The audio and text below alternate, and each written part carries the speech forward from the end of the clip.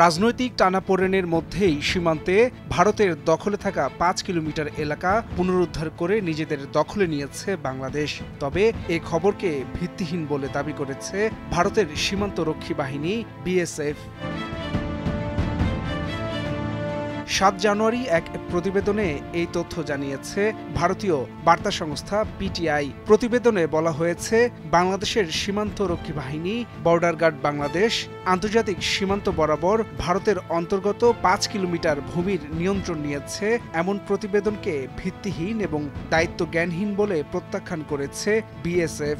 এক বিবৃতিতে বিএসএফের পক্ষ থেকে বলা হয়েছে, বাংলাদেশি সংবাদ মাধ্যমের প্রকাশিত এই ধরনের প্রতিবেদনে সত্যতা ও যোগ্যতার অভাব রয়েছে।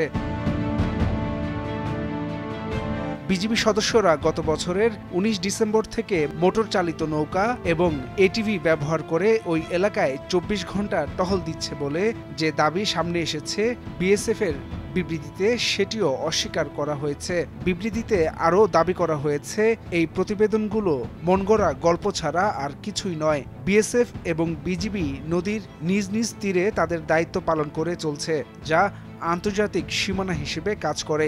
বিএসএফ বলেছে, এই ধরনের মিথ্যা এবং বানোয়াট দাবি শুধুমাত্র দুই সীমান্ত রক্ষাকারী বাহিনীর মধ্যে সম্পর্ক নষ্ট করবে। সম্প্রতি ঝিনাইদহের মহেশপুর উপজেলার সীমান্ত এলাকায় ভারতের দখলে থাকা কোদালিয়া নদীর ৫ কিলোমিটার উদ্ধার করে বিজিবি। গত ৬ জানুয়ারি ৫৮ বিজিবির এক সংবাদ বিজ্ঞপ্তিতে এ তথ্য জানানো হয়।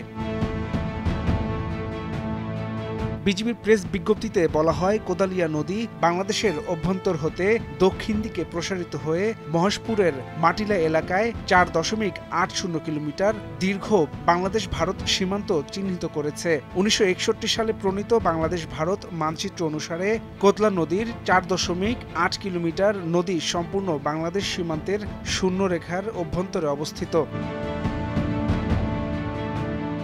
বিজ্ঞপ্তি থেকে আরও জানানো হয়, সম্প্রতি কোদালিয়া নদীর প্রকৃত মালিকানা সংক্রান্ত এই বিষয়টি ৫৮ বিজিবির নজরে আসে। এরপর বিজিবি প্রথমে বিভিন্ন নথিপত্র, স্থানীয় প্রশাসন ও মানচিত্র থেকে নদীটির প্রকৃত অবস্থান সম্পর্কে নিশ্চিত করে বিএসএফের অবৈধ আধিপত্য বিস্তারের বিষয়ে তীব্র প্রতিবাদ জানায়। পরে ৫৮ বিজিবির সদস্যরা সাহসিকতা ও পেশাদারিত্বের সঙ্গে কোদালিয়া নদী নিজেদের আয়ত্তে আনতে সক্ষম হয়। বর্তমানে বিজিবি প্রয়োজনীয় জনবল বৃদ্ধি করেছে। হাসান শাব্বির, ভোরের কাগজ।